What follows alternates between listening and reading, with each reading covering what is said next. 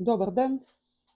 Здравейте! С благодарности за отделеното от вас време да прослушате моите видеа. Започвам директно с решаване на задачите от тестовете за НВО.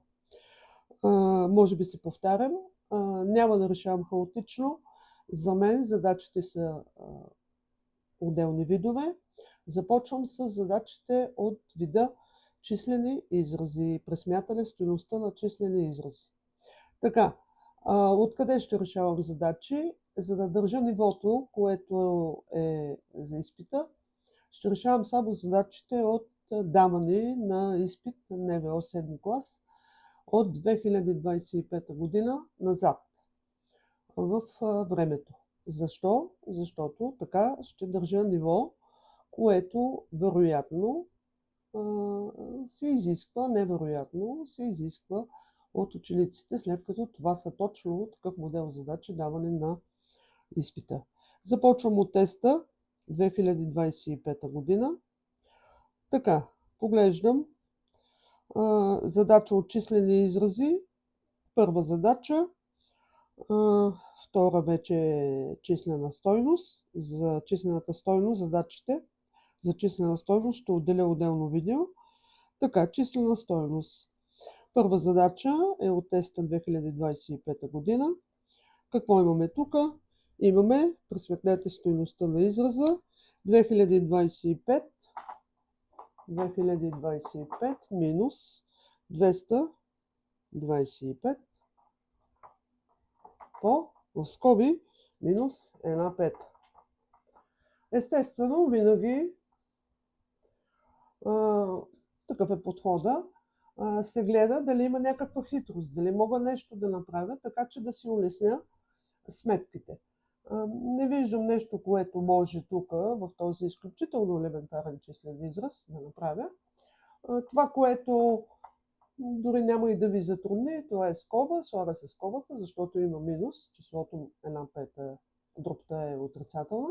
Така че просто 2025 минус по минус, след като е умножение, минус еднакви знаци, промножение, еднакви знаци дават плюс. Така че минус по минус плюс, плюс по плюс, плюс. Тоест, запомнете, еднакви знаци дават плюс. Различни знаци, дали е минус по плюс или плюс по минус, дават минус. Плюс 2025 и сега тук е вече да утренирате техниката. Много ще бъде за вас смущаващо този запис. Защо? Една част, разбира се, голяма от вас ще се сети, че можем да съкратим. Мой съвет е да направите, да запишете, това го изисква добрата техника на смятане, 2025 по върху 5. Тогава, без никакво колебание, вие ще се досетите, че може да съкратите. Всъщност, винаги сте длъжни да съкращавате, когато може. Така че съкращавате 225 на 5, събирате с 2025 и получавате резултата. Сега, не смятам да продължавам да съкращавам 225 делено на 5. Смятам, че това го може всеки ученик, който е завършил успешно 5 клас.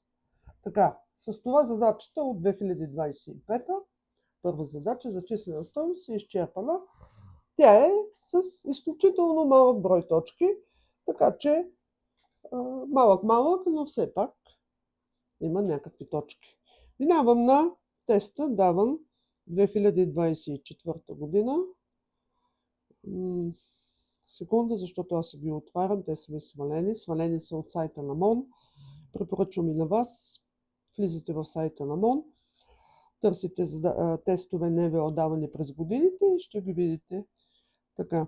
Следващото, това е 2024 година. Отново на първо место, числената стойност на израза. 2,25 плюс 0,75 по минус 4 трети. Веднага си казахте, вероятно, почвате по инерция, пропускайки тези 1-2 секунди, в които трябва да се замислите, дали има нещо, което да ви подведе тук. Аз бих, като погледна, дори нищо не знам по математика, бих се впечатлила от това, че имам десетична дроб, десетична и обикновена. Неписано правило, ето аз сега започвам вече да изреждам тези неписани правила, които много помагат, които в училище са казвани, но така може и да е пропуснато, да е чуто. Много трудно се смята, чак много не, трудно се смята израз, в който имаш различни видове числа. Тоест, ако имаш десетична, да имаш и обикновена, ако тук някъде има и смесено число, кашата става така не пълна, но възниква проблем. Така че най-лесно и бързо се смята израз, в който се работи с един вид числа. Сега, вие ще изберете с какъв вид числа ще работите в този случай. Дали само с десетични, т.е. 4 трети ще го направите на десетична, не ви препоръчвам, малко е трудно от обикновена на десетична, делиш горното на долното, така до край, а при преход от обикновена дроб към неправилна, към смесено, тогава делиш числителя на знаменателя до остатък. Така, сега виждате, че вмъквам различни неща, които са учени в 5-ти клас, но те са важните, тези моменти са важни, когато се готвите за изпит. Аз бих ви препоръчала да работите с обикновени дроби. Т.е. когато имате числен израз и имате ситуация, в която е различен вид дроби и има и смесено число, превръщайте ги в обикновени. В обикновени много лесно се смята. Събирането и изваждането, там акцента е дали са еднакви знаменатели. Умножението и делението няма значение какви са знаменателите. При десетичните е малко по-сложно. Така, сега, ето ново нещо. Тоест, то не е ново, но се припомня от 5-ти клас. Как се превръща от десетична в обикновена дроб? Простичко. Забравям, че имам запетайка. Забравям и виждам, че получавам кое? 225. Записвам си го. Дробна черта, ясно е, преход към обикновена дроб. И сега, тук долу в знаменателя трябва да запиша 10, 100, 1000, обаче колко? С колко нули? Ами броя колко знака имам след запетайката. Те са 2, следователно число с 2 нули. 225 върху 100. Разбира се, видимо е веднага, че това е съкратима дроб и аз съм длъжна да я съкратя. Дели се на 5. Защо? Знаменателя завършва на 0, числителя на 5. По признаците за делимост мога да съкратя на 5. Сега, след това продължавам. 75, махам запетайката, получавам 75.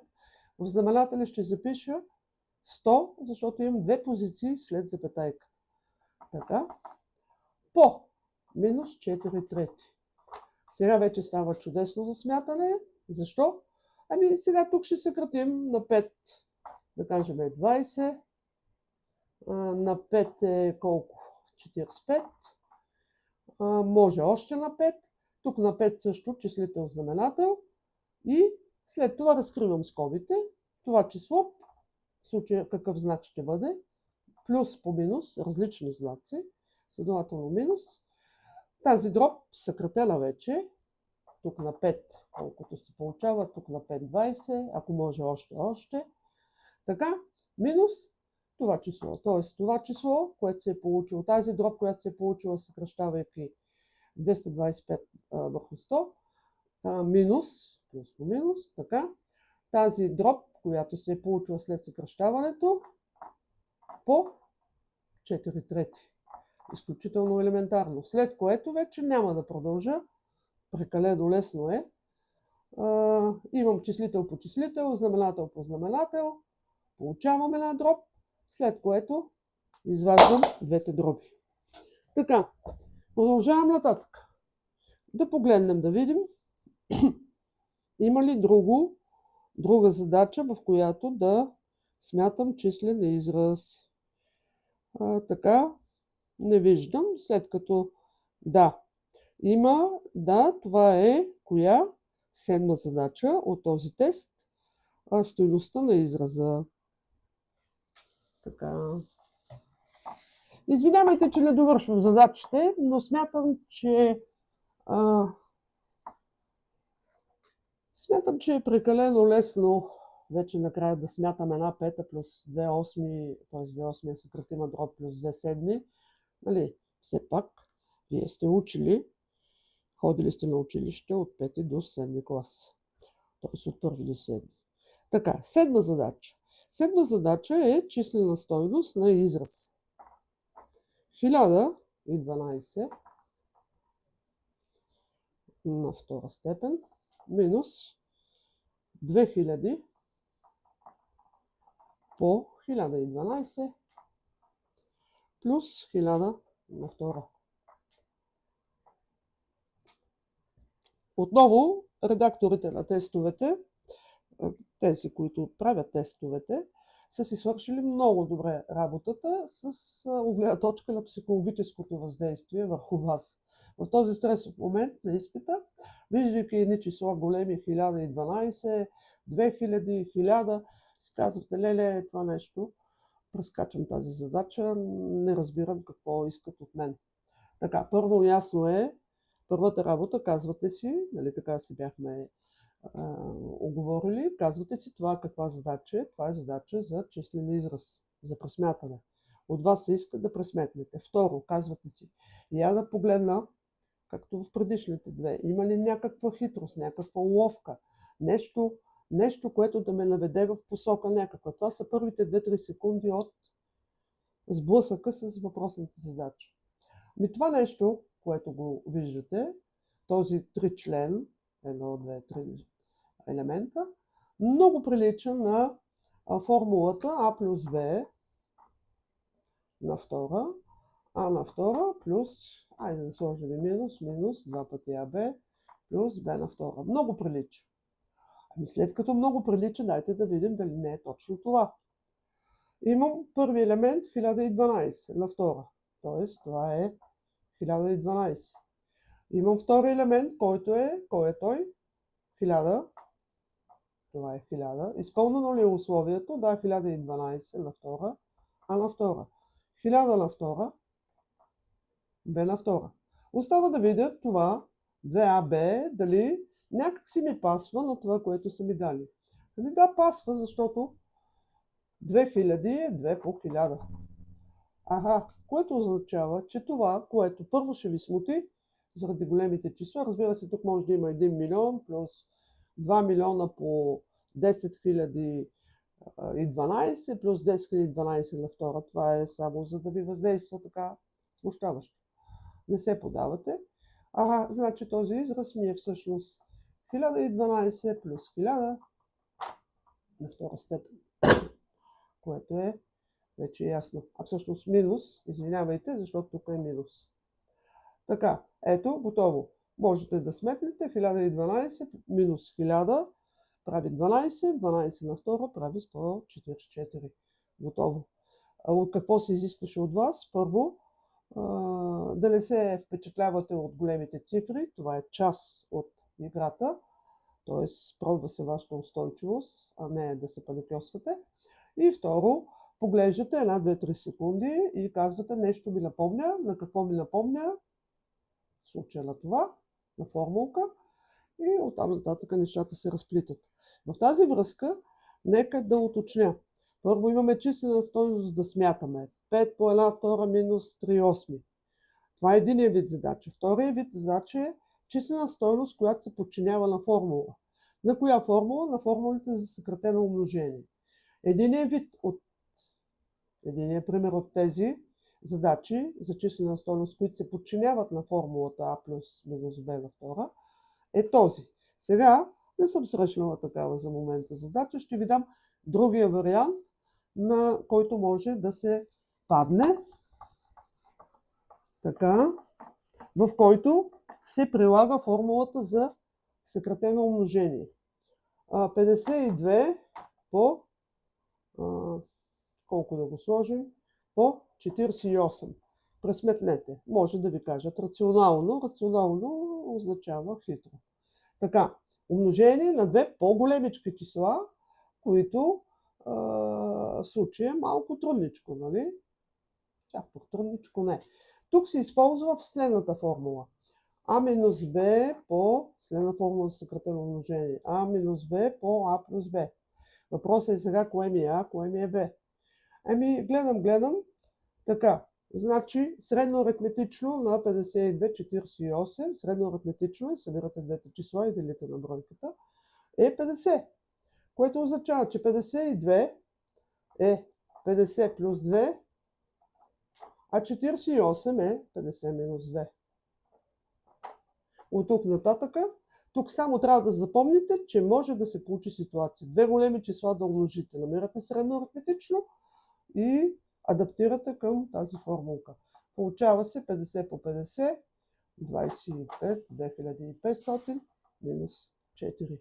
Резултатът е 2496. Готово. Ето това е единия вид числена стойност чрез формулка. Преди малко казах пак числен израз с формулка, само че А плюс минус Б на втора. Хубаво е, това са типови задачи, както в геометрията има мисля, че са 4 типови задачи. В аритметиката, в случая сме още на аритметика, или алгебра го казвате, така, това са двата вида, или стандартно смятане на числена стойност 2 плюс 1 втора по 7/8, да кажем, което бяха първите две задачи.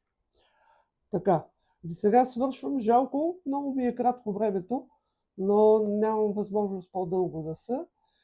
Записвам следващото. Ще помисля как да ги удължа видеята, така че да можем поне по 7-8 задачи да решаваме. Като отново казвам, моето предложение към вас е следното. Аз не решавам хаотично задачите, за да ви покажа как е. Аз решавам целенасочено, за да ви науча да може да имате подход. Може би вече знаете и сте се научили, ако е така, извинявайте. Просто задачите са от алгебрата или аритметиката, да кажем 7-8, не, може би 6. От геометрията са сигурно 6. Т.е. ако вие се научите да различавате видовете задачи, ще ви бъде много лесно. За сега благодаря и довиждане.